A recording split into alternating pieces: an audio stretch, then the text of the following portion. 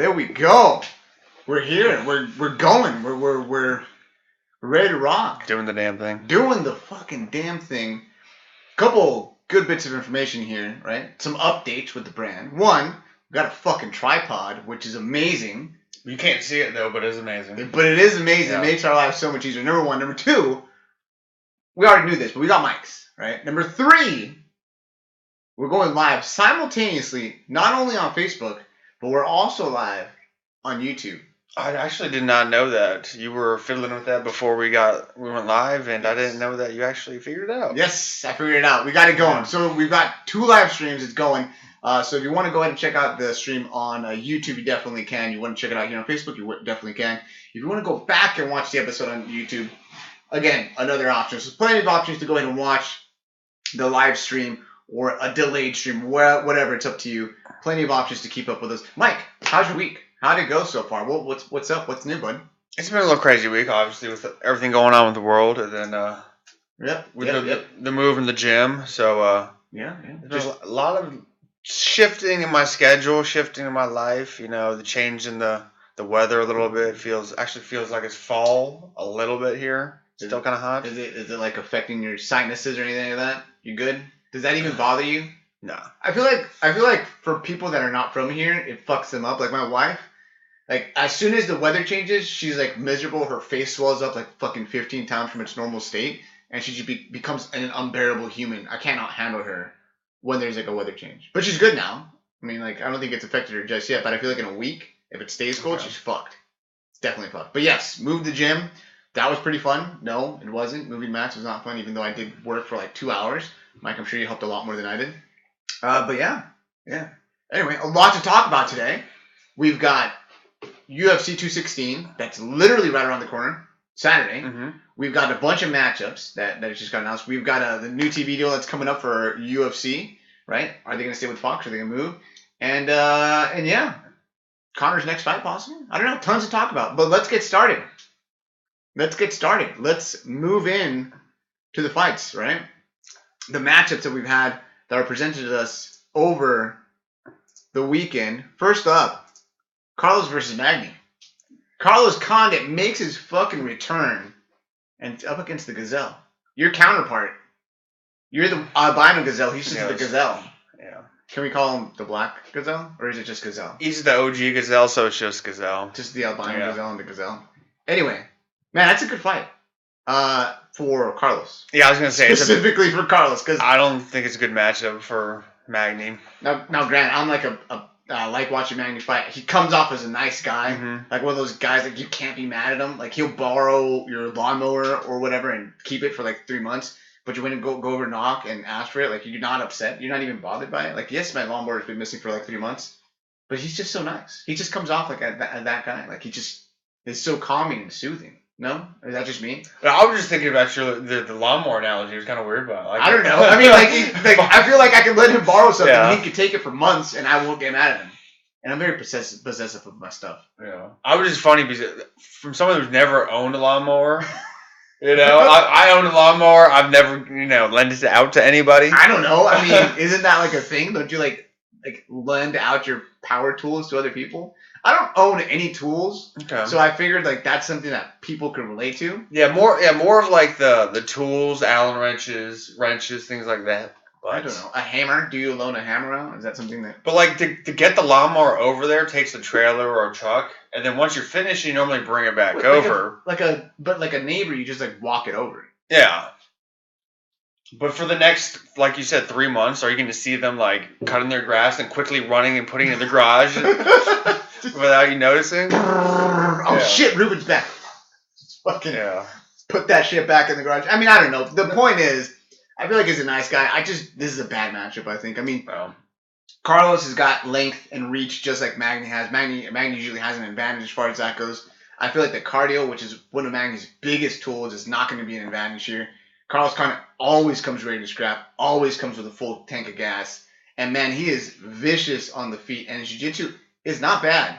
Damian Maia submitted him, but aside from that, who else is really fucking down? I'd put the grappling in favor of Condit, definitely. Yeah, I just don't see very many ways for Magny to win. Definitely a bummer.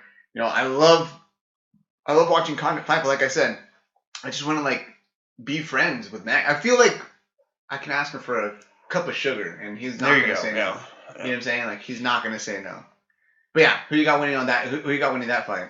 I mean, obviously it's real early. We don't know how their camp is gonna go. I think it's a great matchup advantage for Carlos, but I don't know if it'll go to a knockout. I think Magny's got the. You think he's got a pretty? He's got a good chin.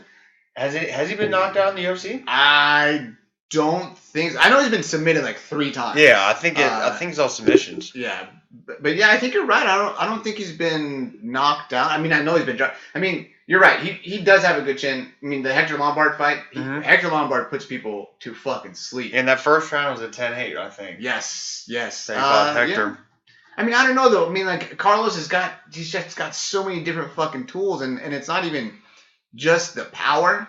It's just the fact that it can come from anywhere, and it's like you can not be expecting like a upwards elbow or like a spinning back elbow or a fucking knee, a flying knee, like the Dong Hyun Kim knockout, like shit like that. Like that's the way I can see him getting caught, not by like a big power right hand. Yeah. Although Conda does have the power.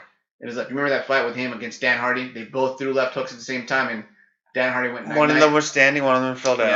Yes. The thing is, though, I could see Magny beating somebody like this who doesn't pull the trigger. So I mean, like the way Stephen Thompson fought Woodley, somebody that's kind of hesitant, not willing to pull the trigger, just racking up points. Well, like I see. Carlos is more of a volume fighter, less power, so I don't see him kind of sitting back and letting Magny take the decision, Right. Yeah, so, I get you. But yeah, so as far as Magny goes, hasn't been knocked out. Knocked out, dude. Dude's got a good chin. It's not something that you really associate with Neil Magny as a good chin, but dude, apparently he's got a pretty solid one. He's fought some hitters, as the Diaz brothers like to say. He's definitely fought some hitters.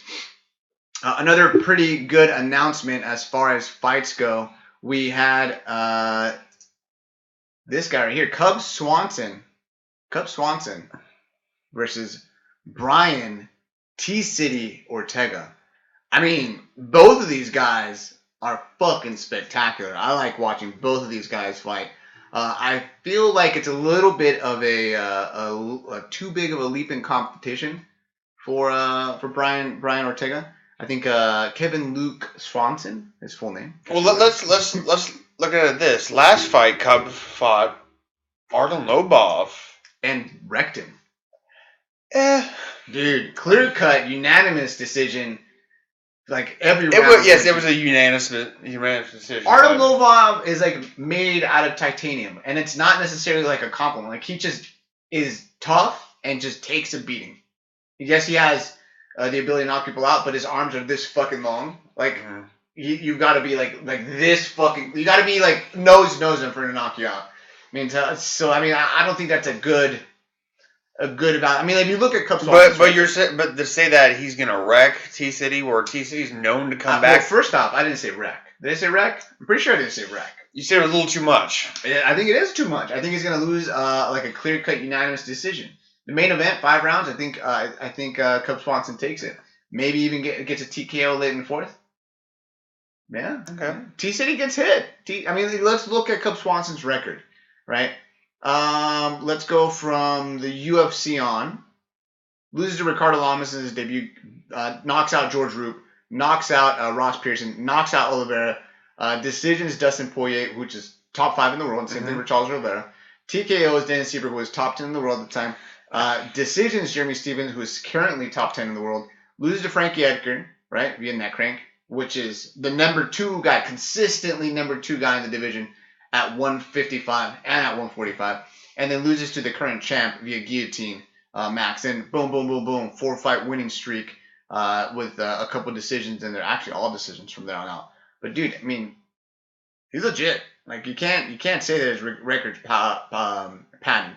Now, with that being said, if you look at Brian Ortega's record, ain't got the best competition going up against him. I mean, I understand. I mean, but Cub Swanson's somebody that always had the potential, but never, reached the pinnacle of what he could.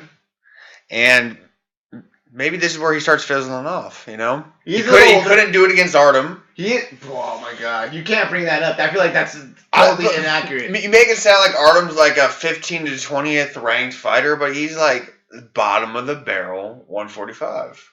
He really is. Bro, he's Conor McGregor's team partner. He automatically flow with your hands off him. Automatically gets ranked in the top 10 if you're Conor McGregor's team partner. Anyways, Brian Ortega coming in at 12-0, which is fucking fantastic. Should be 13-0, but Brian Ortega got caught doing steroids. Straight up, it was stands and all. Okay. So there's that. But 12-0 going into the fight. But his record, I mean, if you look at who he fought in the UFC, Mike De La Torre. You want to talk about bottom of the barrel? Mike De La Torre. Thiago Tavares got booted from the UFC. Diego Brandao got booted from the UFC. Clay Guida, old as fuck. He's basically But he's 45. scrappy. He's scrappy. Yeah, but he's basically 45. And then Renato Moicano. He's an up-and-comer. Yeah, that's all you got, bro. He's an up-and-comer. Exactly. That's what I'm saying. I feel like the matchup, it's gonna favor Cub Swanson. And Cub Swanson's gonna walk away with it. Go ahead and pull up his record. Exactly. No, he did not. He beat Jeremy Stevens. I knew he had good wins. He beat Jeremy Stevens. Get out of here. The point is, I think Cub Swanson is gonna outmatch. It's just too much. It's too much.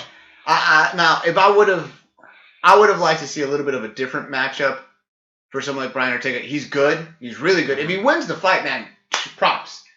Superstar level. Kid's a good-looking kid. Got some fucking dreamy green eyes. Beautiful fucking long locks of hair.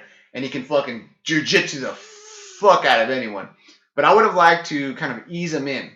Maybe give him, let's look at the 145-pound rankings. Cub Swanson's number 4. Fuck, number 4. And Brian Ortega. I would like to see Jason Knight. That's the I like to see Korean Zombie. Korean Zombie and Brian Ortega. Jason Knight and Brian Ortega. Yair Rodriguez and Brian Ortega. But the thing is, like, Cubs fought a lot of those guys up there, and like this is not a bad matchup. I mean, granted, I think it's going to be exciting, but I just think it's a little bit too much, and I think Brian Ortega is ranked too high, to be honest.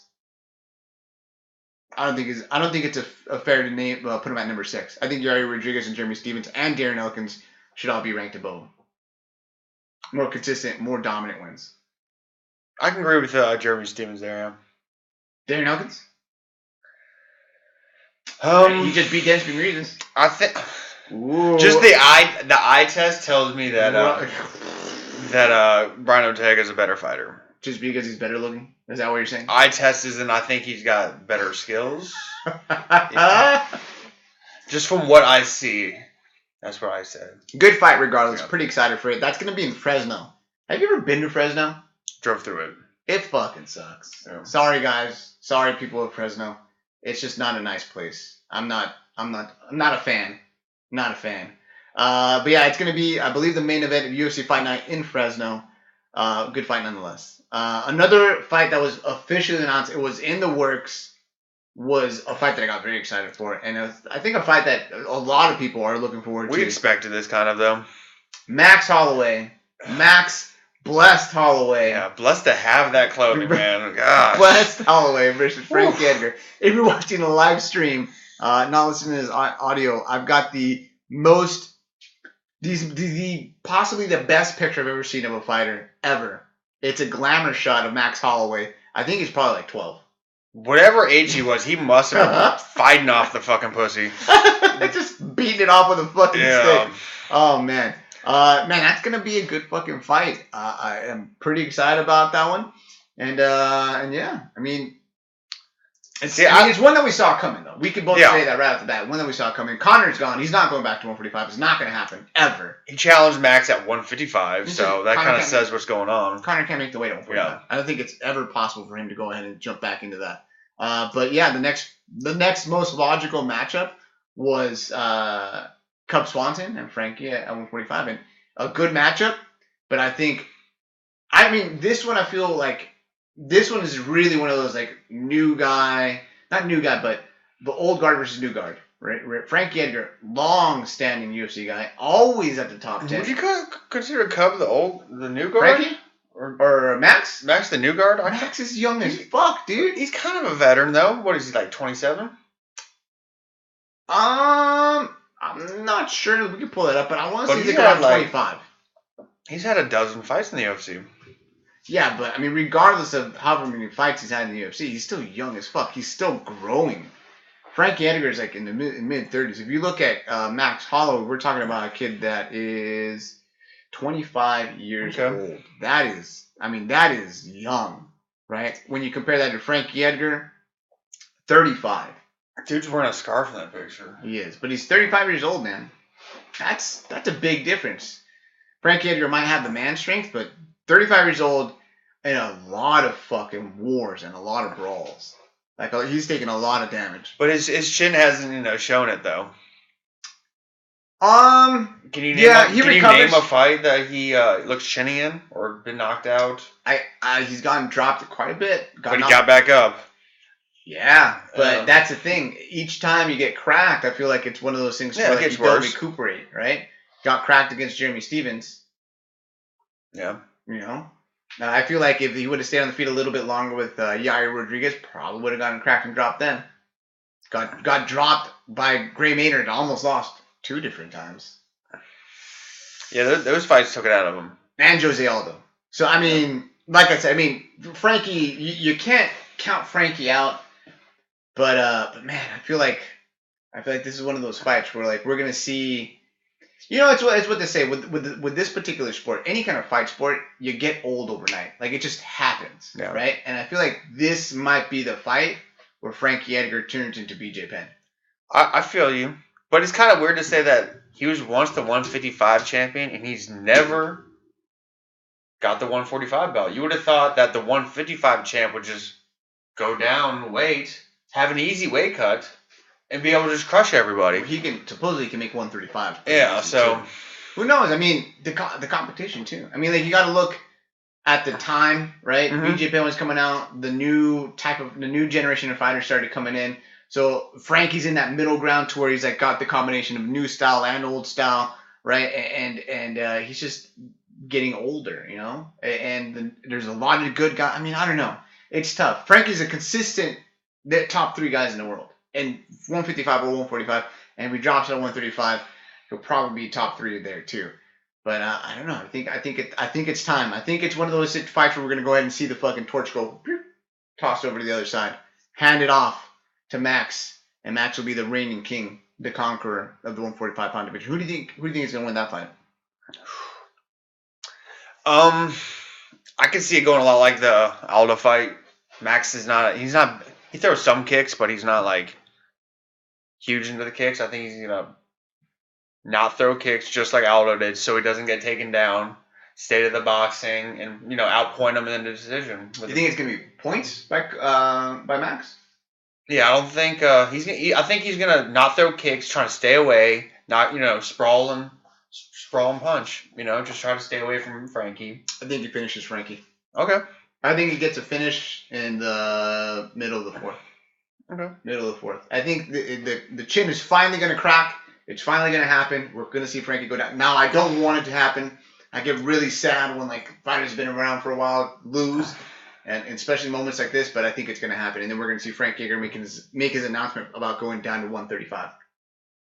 And then we'll have the winner of TJ versus Frankie, TJ and Garbrandt versus Frankie. Ooh. But that's not gonna. Ooh, that'd be good. That's not gonna put in the monkey wrench into the plans of DJ versus 135 winner. Okay, let me ask you a question. Who is more well known, Frankie Edgar or DJ?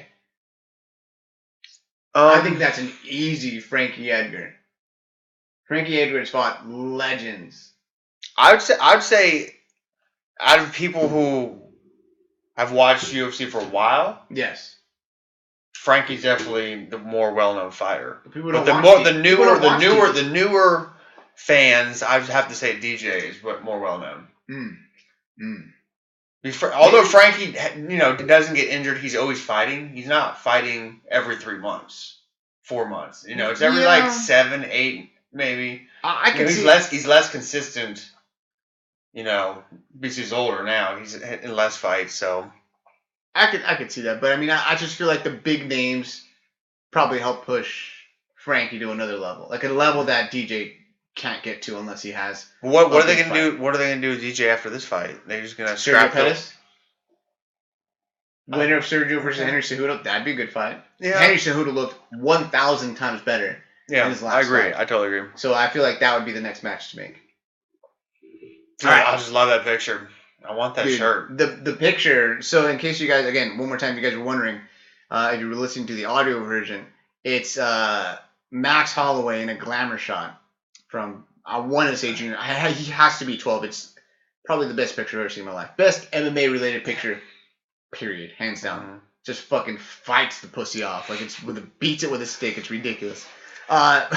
He just looked like, how many girls are over there? Like just counting. Yeah, just counting them. Who am I gonna tax tonight? Yeah. Who am I gonna tax? Now we didn't have another announcement as far as a fight goes, but we had an announcement of someone coming back, a former 170-pound fighter in the UFC, then 85-pounder, then a 205-pounder, then a 200 one-time heavyweight fighter. Anthony Rumble Johnson stated that he is coming out of retirement. What is it, 7 months after? Yeah. Something ridiculously short. Coming out of retirement to make his return to the UFC at the heavyweight division. Now, I feel like it's going to be awesome having him at the heavyweight division. Like, give DC 205, let DC keep wrecking through people or running through people, and then Anthony Johnson having fun at heavyweight, cracking fools and dropping them left and right. Are you kidding me? It'd be great. I'm super excited about him going over to heavyweight. What do you think about all this stuff? I think it's going to be real fun. I see a lot of heavyweights looking at Anthony, and listening, seeing his fights and seeing the knockouts. But once they get in the cage and they see a guy who's, let's be honest, he's going to be smaller than the other heavyweights. So these heavyweights are going to be like, I'm the boy of this dude. What, do you think he will be smaller to where it's like a detriment, or do you think it's I'm saying that Velasquez type situation? I'm saying that these heavyweights are going to get a false sense of security, and they're going to want to strike with him. Now that might end quickly after he knocks the first one out. Yeah, right. But I think the heavyweights might just kind of get lured into this guy's a little bit smaller. I might want to try to throw hands with him, and that's not going to work. He fought Andrei Arlovski, and he broke it down the middle. Mm-hmm. Like, he cracked it down the middle. Like, there's a picture of Andrei Arlovski. It's floating around the internet.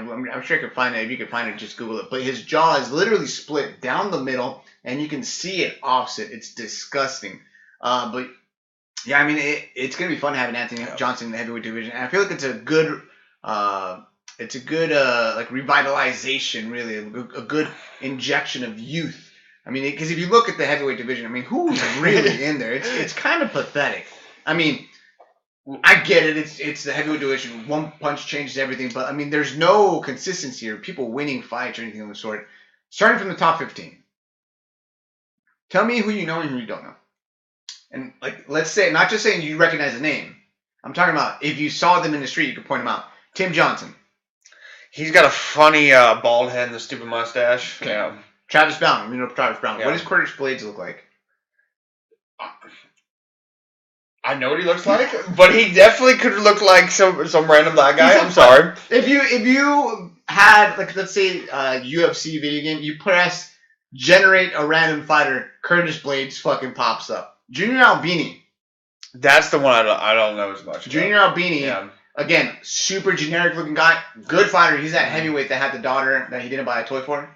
Oh, okay. That's that guy. We know Stefan Struve. Aleksei Oleinik. What does he look like? Eastern European dude. White. Yeah. He looks white. Marcin Tybura. Eastern European dude. White. Alexander Volkov. Whoa, do I have to say it again? Huh? Oh, that's... we know who that is, at least. Yeah. But this is what I'm saying. Like, there's so many people in that top 15 that it's just... I mean, who am I watching? Like, it's going to be an entertaining fight if it's in the heavyweight division because there's going to be a knockout, right? Or it could be fucking boring with two guys holding on to each other for 15 minutes not doing shit. But I feel like Anthony Johnson coming in there is going to really revitalize that and get some excitement about that division. He's going to change it up. Now, the top 6... that's some murky waters. We got Derek Lewis, Mark Hunt, Francis Ngannou, Cain Velasquez, Fabricio Verdum, Alistair Overeem, plus the champ Stipe. But there's only one. I mean, pure. I don't want to say Cain is the only pure grappler. He's the only person that could. Who do you think? If he wants to grapple, he can make it a grappling match. Where Verdum, if he wants to grapple, he can't just, enforce his will and wrestle down Anthony Johnson. I think the only guy that can do that is Cain. Let's run through that top 6. All right, and you tell me who you think that Anthony Johnson can beat. All right, Derek Lewis. He's got a chance. He's got a chance. Does he have a chance, or does he beat him? Well, Derek Lewis has got decent top game, some kind of semblance of wrestling. So if he took down Anthony Johnson, it would be over. But he could definitely knock him out. I think on the feet, Anthony Johnson. Mark Hunt. On the feet, I mean, I don't think Mark Hunt would take him down, but that's pretty close. I'd have to give it to Rumble. Francis Ngannou. I feel like Francis. Well, I think that's what I'm saying. We'll find out after this Overeem fight. I feel like he's a definite unknown. Because I think that's the line where I have to draw it. Like, I don't know if he would be able to stand with Overeem. Yeah. I'm not sure how that's gonna go. I feel like and Stipe too. I think he can stand with everybody in the division except for maybe a couple guys, and I'm still unsure about that. Cain Velasquez. Oh, I think Cain. I think that's the worst. I think that's the worst matchup in the heavyweight division. I think Cain does exactly what DC was able to do. Mm-hmm. Fabricio Verdum. We were discussing this before the podcast about Verdum's wrestling, and you said it was all right. It's all right. Your voice went up. He's not scared. He's not scared to pull guard though. Okay. And his jiu-jitsu is the best in the heavyweight division in heavyweight history. Really, I think there's nobody that's been better than him on the ground. Fabricio Verdum, Alistair Overeem. I think that's where it gets kind of sketchy. I think he can stand with everybody except for maybe Stipe and Overeem, but even then, I think he's got a chance. I think he's just got a chance for those guys still. I think it's good. And the thing is, too, with Anthony Johnson, he doesn't have a lot of mileage on him. The fights that he has, he's won a lot of fucking fights, but all the fights that he's won, he hasn't gotten, or he hasn't taken a lot of damage. He's been beating people down, knocking them out in the first round. And the fights he's lost, submissions, fairly quick submissions where he doesn't take a lot of damage. Yeah. I think he probably took more damage in the weight cuts than anything. So absolutely, yes. Yeah, that is probably the most accurate thing that you can say about Anthony Johnson is that during those times that he was cutting to 170, which is fucking insane, right? He probably caused more damage during those cuts than he did during his entire UFC career in the cage. Yeah, I think people should go on Google, type in Anthony Johnson, and look at the assortment of body types he has. Look if you're watching the live stream, look at this picture. I have this. These are decent photos, but like the difference of like how thick he is in some of the photos, and then skinny, then thick. His fucking head's like this big. Yeah. It's the size of a basketball. It's insane. I legitimately don't understand how this man cut down to 200 or 170 pounds. That's 10 pounds heavier than me. That is terrifying. That is terrifying. Yeah. Oh my god. So another announcement, I guess, would be not really an announcement, but talking point rather. UFC contracts up with Fox. When? This year? Next year? Next year. So they're courting people right now, right? They can sign a new deal, and then it would take an effect next year. And I'm pumped about this. Ruben doesn't seem to understand the implications behind all this. I just don't feel like much is going to change. The only thing that's going to happen is going to be a channel change. Okay. Honestly. Well, that's what I was trying to tell you, and you really didn't want to listen to my spiel about what could happen. Now, I mean, well, let's go. Give me some details, man. This is like from Spike to Fox 1. Yes. The amount of cards almost doubled. Yeah, that's fair. Okay. So that's one thing. Doubled, but almost doubled. Right. And then with this new deal, sports is the biggest thing in TV right now because nobody watches commercials. You save your shows. This is true. You save your shows. This is fucking true. This is really big because everybody wants live shows because live means you have to watch the commercials. I never thought about it that way. No, the UFC really hasn't gotten very many more viewers, but they're expected to get. They're saying 4 million or 400 million per year compared to the 100 million, so 4 times as much. Wow! And this is just based on everybody needs live TV because they need to sell their commercials because nobody watches commercials. I never thought about it that way, but that's pretty crazy. Because this is true. I mean, like, who the fuck watches anything on TV? And you probably don't know this, but baseball. Do you know people that watch baseball?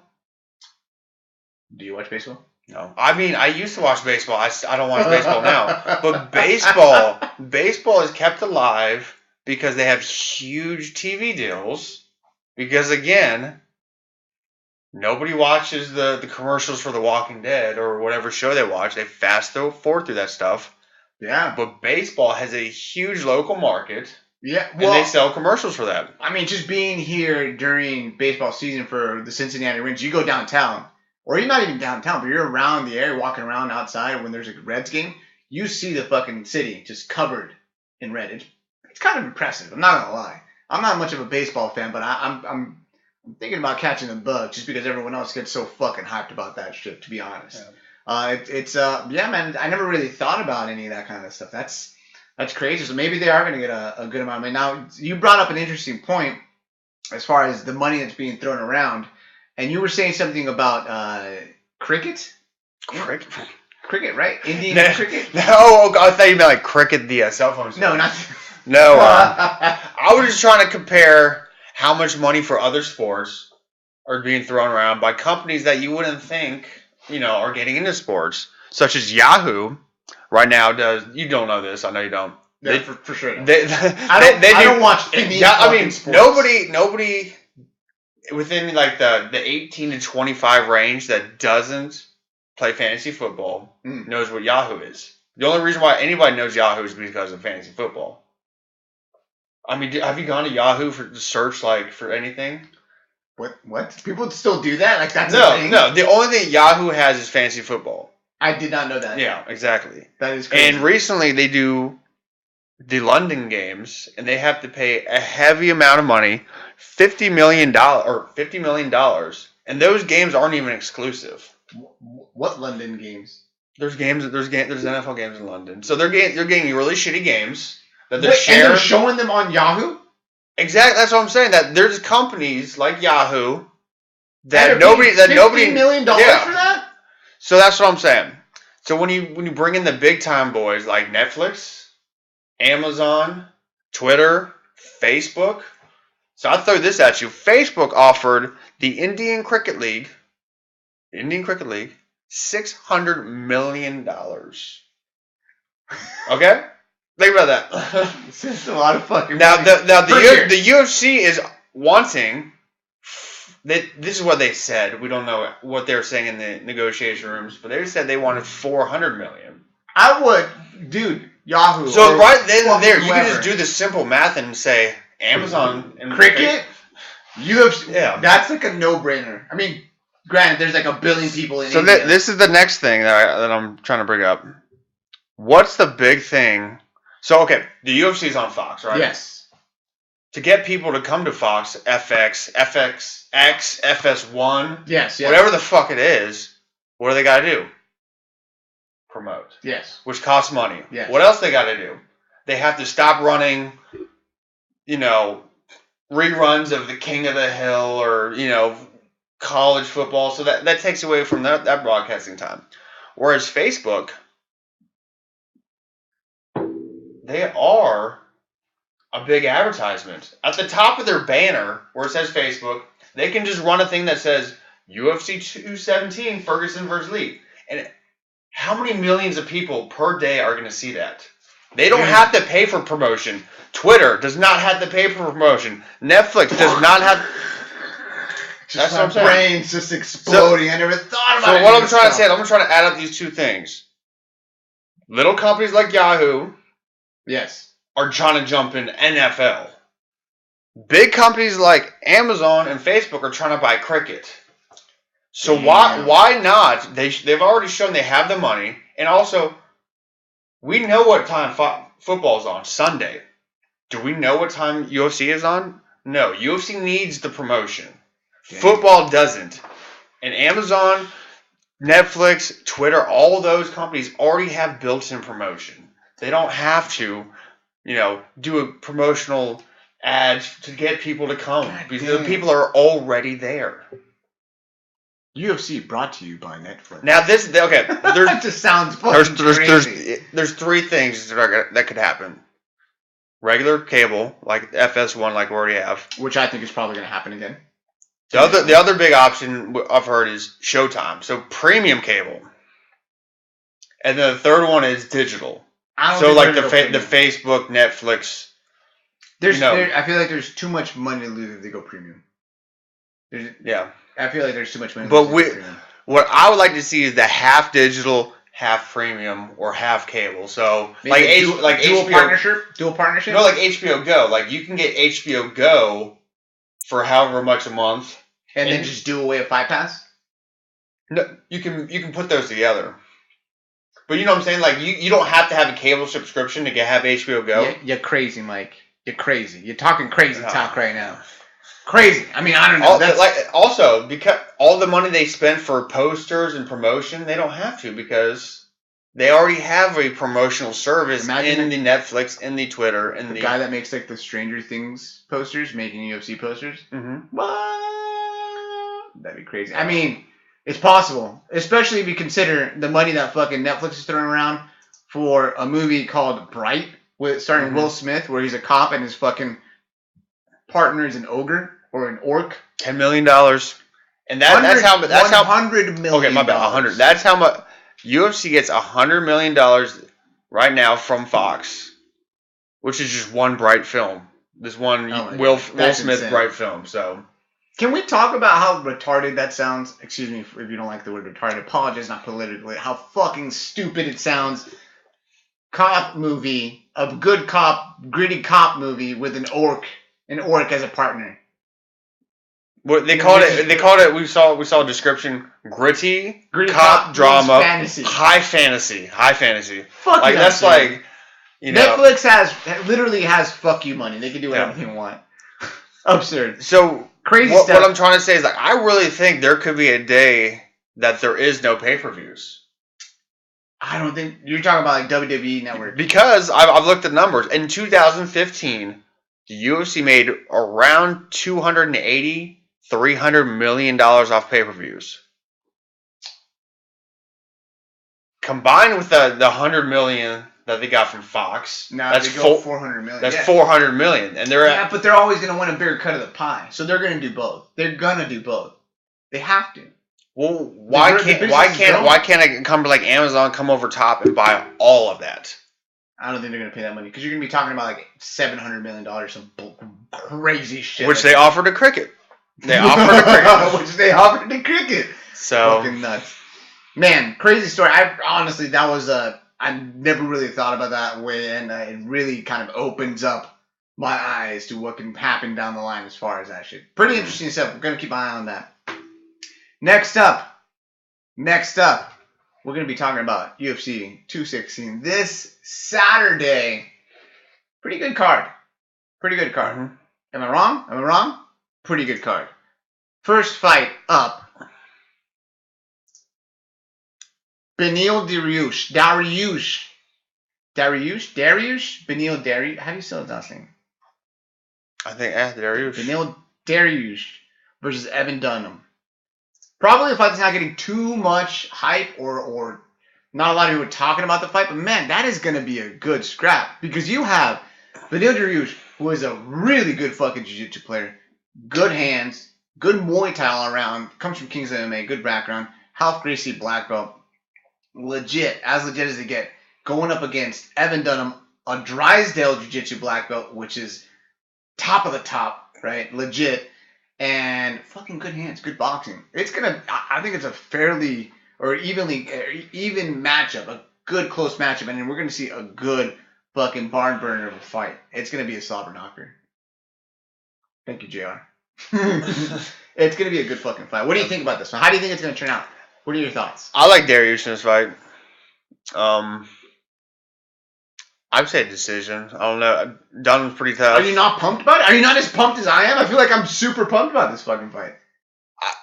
I just don't see Evan Dunham winning this. I think Dariush is underrated. So I think he's where he should be. I feel like he's getting the just right amount of praise. I mean, let's look at the top 10. I put him over the three dudes in front of him: Johnson, Chiesa, and I like Quinto. So I think Chiesa actually beat Dariush. Number one.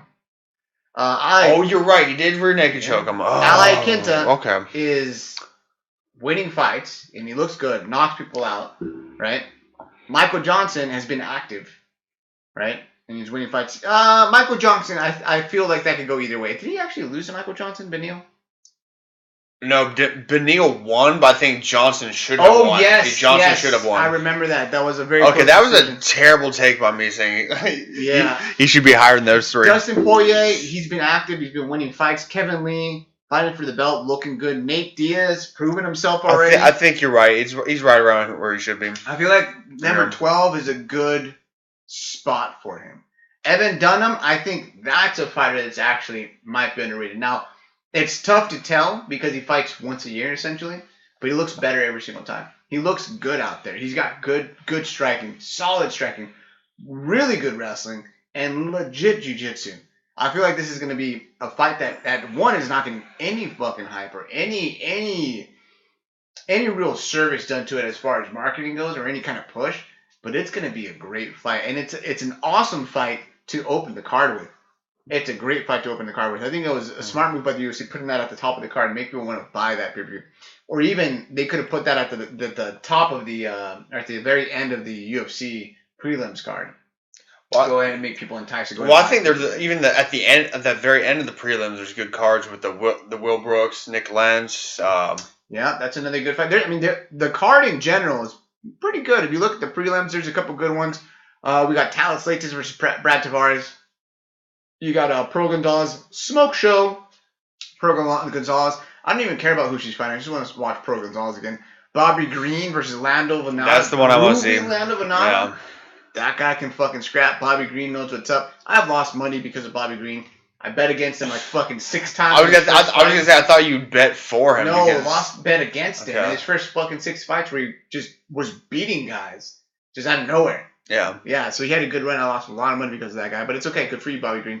Will Brooks versus Nick Lentz. Man, a good fucking undercard. Solid undercard. Solid main card. Next fight up on the card after Beneil Dariush versus Evan Dunham, we've got Fabricio Verdum versus the Black Beast. Yeah. Derek Lewis. Man, I don't know. Like, Verdum is a better fighter, technically. But Derek Lewis is just a fucking animal.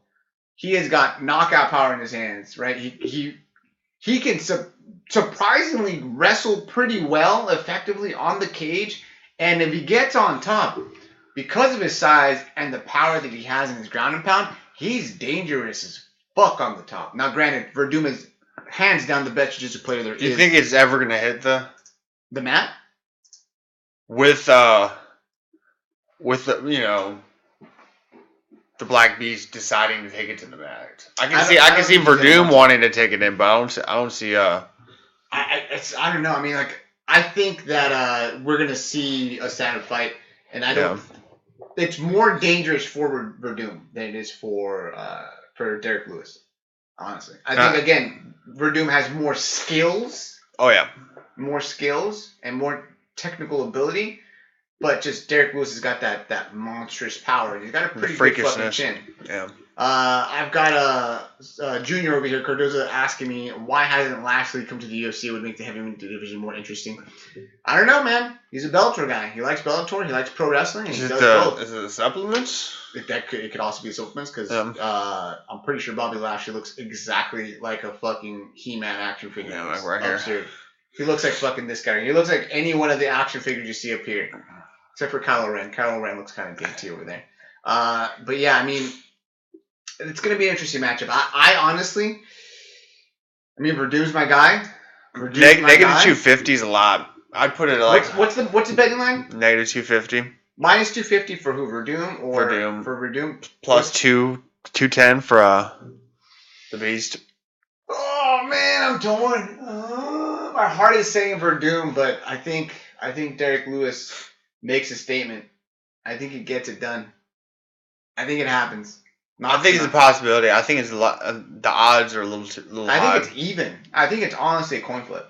I think it should be like negative 170 for Verdum, something around there. Negative 150. Yeah. Typically, what is not negative 170, or 175. Just heads up, gambler. I've thrown away money at So why wouldn't it be 170? I don't know. It's just the way the betting odds are always. It's like 150, 175, 125. If you look through all the betting lines, that's the common theme you're going to see there. It goes in 25s. This is very true. This is 100% true. Anyway, I've got my money on Derek Lewis. I feel like that's what's going to happen. And you said you're going to go for, you think, who's going to get it? We save monies on a Verdum, but for negative 250, I would take Lewis on that. So you're going to go with Lewis? If I had to, if it was based upon the lines, I would take Lewis. If it was just straight up, it would be Verdum. You have to make a choice right now. You're going Verdum. Yeah. Lewis via knockout second round. Calling it right now. Okay. Put your money down, people. Fucking notate this shit. May the what is it? Notaries, not notaries. May the scribes notate that I called Derek Lewis second round. This guy over here chose Verdum. Sorry, Verdum. It was a week. I limped in with that one. Right after that fight, we have DJ Demetrius Mighty Mouse Johnson versus Ray Borg. If you're watching the live stream, we got a picture up over here of Demetrius Johnson and who is this? Is this Tyron Woodley? Is that what we said? Yeah, Tyron Woodley. So small guy. Mm-hmm. Oh man, I've got a picture of Shaquille O'Neal and Mighty Mouse up, and it's just the size difference. It's just absurd. But but yeah, we've got Mighty Mouse and Ray Borg. I mean, I hate to say it, I love DJ. I love watching him fight, but I'm just tired of hearing about this fucking fight. Like the build up from the last fight, the drama with it, the fight getting dropped, and it's just not happening. And then like the build up this fight, like what's happening? And then all Ray Borg's excuse, like, oh my god, I'm just. And then him like firing his nutritionist, and then like you read like why he did it. It was like. It was kind of just an excuse. You know, like he was asked several times by the media today about what his weight was looking like. Yeah. And he would refuse to answer as far as what his weight was. Said, "Oh, it's on point.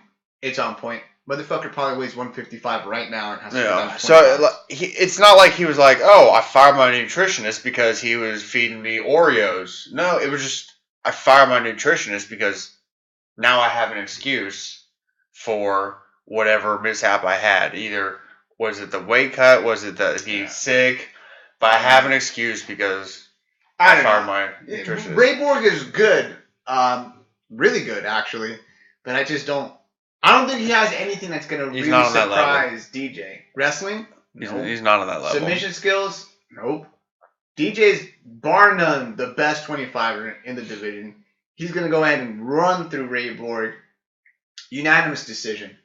I don't think he's going to be able to take Ray Borg out. When was the last time you saw DJ get hit clean besides the Dodson, like the first Dodson fight? I don't even know. I legitimately don't know.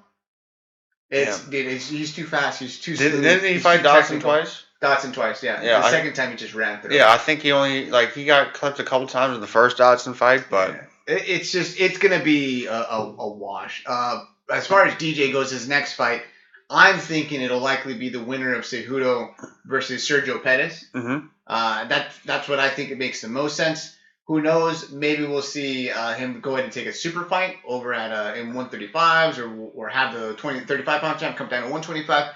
I'm not exactly sure, but I personally think that we're going to see DJ take on Sergio Pettis or Henry. I mean, Henry Cejudo looked like a completely different person in his last fight, and Sergio Pettis didn't look too bad against Brandon Moreno, who was pretty much cleaning house his entire time in the UFC. Yeah, Connor said that Floyd made him fight like a Mexican, and then Cejudo started fighting like Connor, you know? Yeah, dude. Connor, I mean, he did, or not Connor, but Henry Cejudo did have that wide, bouncy, karate-style stance, and, dude, he looked good. Fast, accurate with his punches, good moving back and forth. Dude, I'm telling you, Cejudo looked like a completely different fighter. It was pretty impressive. Moving on the card, though, I mean, we both are on the same boat, right? Decision for DJ. I just don't see. Oh, I don't know. I mean, you gonna see a finish? I think it's higher than 50% chance. Yeah. All right. I'm not like totally positive, but I put it above 50%. DJ walks away, breaks the record for the most UFC title defenses at 10. Comes in with 11 title defenses, and is going to be it's going to be debatable if he's the GOAT. It's not going to be debatable, but it's going to be a discussion now. Is he the GOAT? It's going to be something that's going to be a talking point after tomorrow or after Saturday night. The main event, a pretty interesting fight. I mean, there is no denying that Tony Ferguson is probably one of the most entertaining fighters in the division.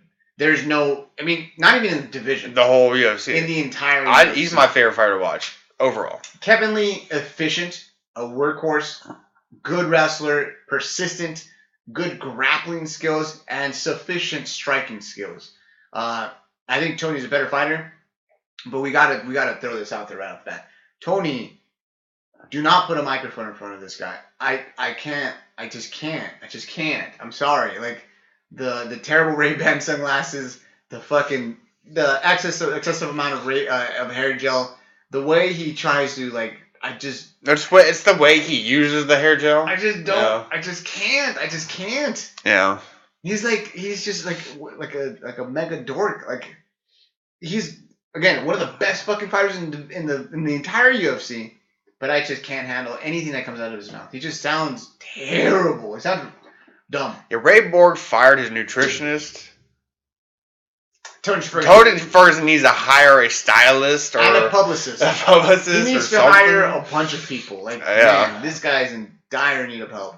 But like I said, to me, I put up with it because I know on fight night, dude is gonna put on a motherfucking show. Yeah. No doubt about it. His fucking striking, his Muay Thai, his elbows, the knees, the boxing. His weirdness in the cage. Just the free fighting style. Like there's no limit to barriers. He did a little salsa dance. It's insane. Dude, motherfucker dances salsa in the cage. Fighting world-class fighters like RDA. Does a little salsa dance. And his jiu-jitsu too. It's I won't say reckless, but he just doesn't care.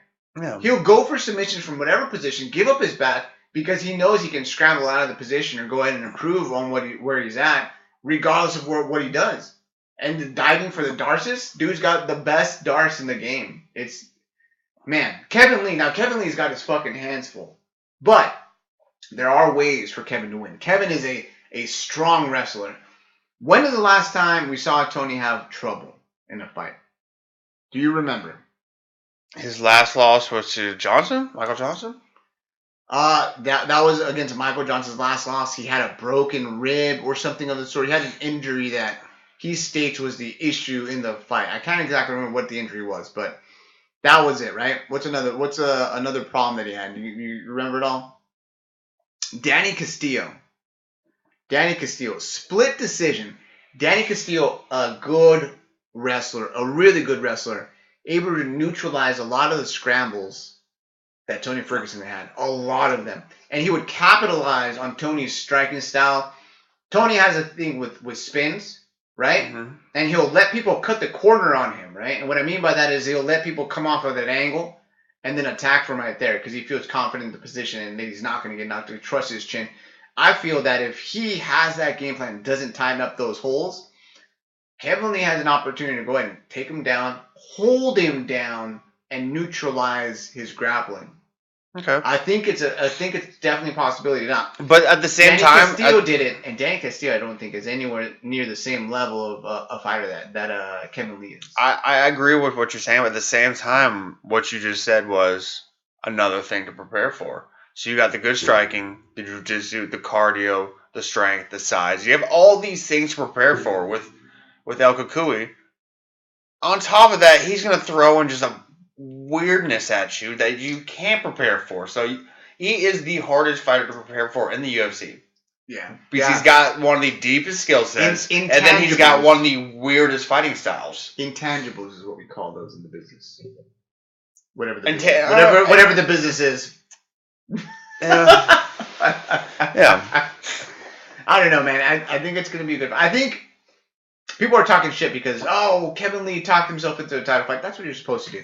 He's winning fights and he's talking shit. You're going to get a fucking title fight. Where's Khabib, Dob? If Khabib time stepped up. Khabib is an excellent fighter, and I think the number 2 guy behind Tony. Yeah. I think it's fair to say that because Tony's more active and he's beat better guys. It's just a better overall record when you compare them head to head. Khabib is a solid number 2. Tony is number 1. But because Khabib can't make weight, not can't make weight, but doesn't show up or gets injured, dude, what are you supposed to do? He was supposedly offered the fight. Yeah, and that's another thing. They fucking offered him the fight, and he said no. There's not enough time.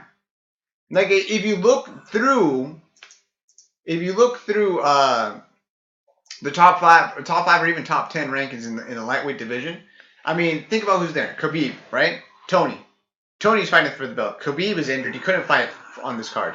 Eddie Alvarez is currently matched up with Justin Gaethje. Edson Barboza is left without an opponent.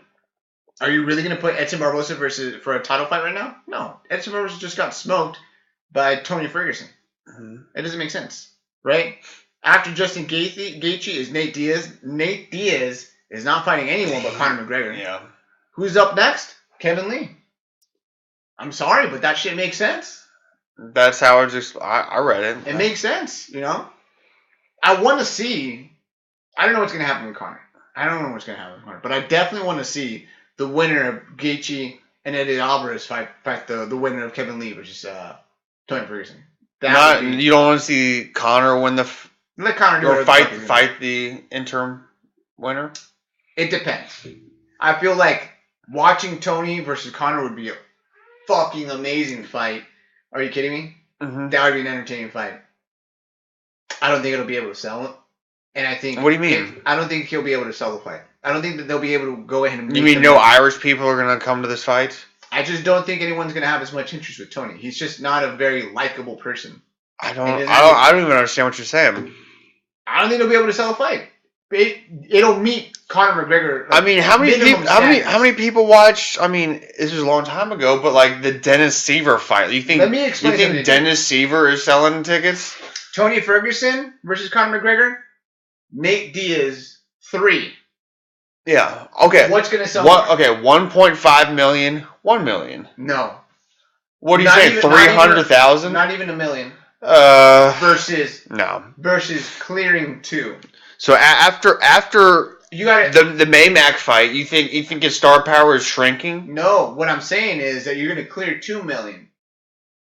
2 million. But people have already seen that. I think people are kind of But I totally remember. Like, we have our fans, the hardcore fans, people that watch the fights, that understand the sport, that are gonna watch it. That's gonna make up 500, 800,000 views, right?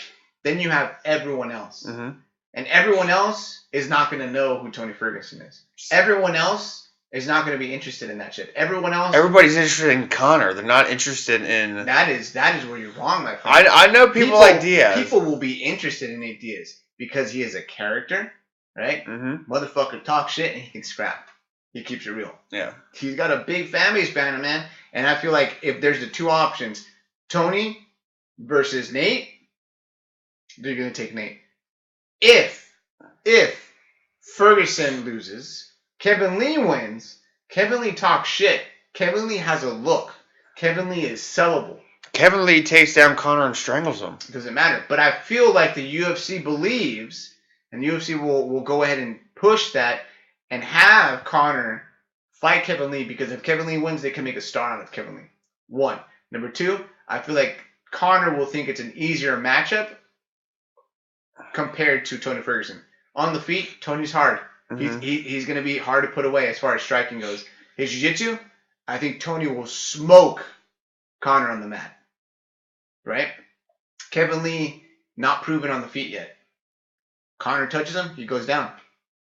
I see what you're saying. I feel like there's more of a possibility that way. So if Kevin Lee wins, Kevin Lee fights Conor. If Tony Ferguson wins, Conor. I see what you're saying, but in my opinion, I think Conor's smarter than that. I think Conor knows that he has fights in front of him. The Kevin Lee, the Tony Ferguson. He has maybe the Maymac 2, the Paulie. He's got all these fights ahead. He's got fucking options. Yeah. He's got options, is what he's got. What he can do is do those, and if let's say he loses to Kevin Lee or loses to Tony Ferguson, and then he fights a Justin Gaethje next, and then loses. So let's say he loses twice in a row. Guess what fight's still there? And it's still going to be a million sells. The Nate Diaz fight. I think he has that in his back pocket. He's going to use when Conor starts getting. I mean, I don't want to say this, but when Conor starts getting washed up, and then people like him a little less, that's when he goes into the pot and pulls out the Nate Diaz fight again. Here's what I think. Here's my prediction. He goes on because Tony's going to win. I can feel Tony's going to win. He's going to fight Nate Diaz. He's going to beat Nate Diaz. Once he beats Nate Diaz, after GSP loses, he fights GSP at 170. That's what I'm saying. He has all these other fights. He can leave the Nate Diaz fight down. I agree he might want to fight GSP, but I think he can leave the Nate Diaz fight on the back burner. Nate Diaz can ride his bike, stay in shape. Imagine Michael Bisping losing to GSP. GSP takes the belt and says, Conor McGregor, I want to fight you at 170. I am a 170 fighter. You have fought at 170. Let's go ahead and meet in the octagon. I respect you. That's actually a decent impression. I didn't think you had that. They're gonna make it happen. Yeah. They'll make it happen. I'm telling you. That's fucking Nostradamus right here. I'm calling that shit. But do you not agree that next year Nate Diaz fight a million sales? 2 years from now Nate Diaz fight? 5 years from now they'll have that fight? The Nate Diaz fight. 5 years from now, Tony Ferguson, Conor McGregor, nobody cares about. It's too far. No, that's what I'm saying. Conor McGregor, Tony Ferguson, 5 years from now, nobody cares. 5 years from now, people will still watch Nate Diaz 3, Conor McGregor. Maybe. Yeah. Who knows? Maybe he retires. We'll see. We'll see. Good way of putting it. We'll see. Man, I don't know. Regardless, the card that's going to be up this Saturday, I mean, it's going to be a pretty impressive, pretty solid card. Main event's going to be a good scrap. Again, possible for Kevin Lee to win. Definitely ways for Kevin Lee to win. But I think Tony Ferguson takes it. What's up, Thomas? Thomas coming in and stopping by to say hi. What's up, Thomas? Thanks, bud. Thanks for tuning in. I mean, after Kevin Lee versus Tony Ferguson, we don't have much as far as the fights go. But we do have the tweet of the week. And the tweet of the week this week was fire. Mm-hmm. Was Fuego. Now, here's how it went. It's very topical. Here's how it went. It wasn't necessarily a tweet from a fighter. Or it wasn't even a tweet from anyone directly. It was a quote. Secondhand tweet. It was just not even a secondhand. It was like a quote from an interview. And we can trust this quote because it's from a reputable source. Absolutely. Tweet of the week this week. Ariel Helwani. At Ariel Helwani. Lee on Ferguson. He's a weirdo. He's talking about me being fake. He's a Mexican from Michigan who can't speak Spanish. Fucking spectacular. This is what I'm talking about as far as the shit talking goes. Like, you could tell when Tony Ferguson is making an effort to talk as much shit as possible and put himself out there. And Kevin Lee is like, nah, son, you're fucking dumb. You're a dork. You're a fucking dork. Take the sunglasses off. Go back to the fucking JB squad. Motherfucking dork. Kevin Lee is on point with the fucking fire. Thank you, Ari Helwani, for fucking sending out via Twitter. Greatly appreciate that because that was spectacular. Okay, that's it for Mr. Albino Gazelle. This is Ruben Vera saying peace out. We will catch you guys later. Thanks for tuning in. Next Thursday at, 10:30-ish? Ish? I don't know. See you guys later. Thanks for tuning in. Adios.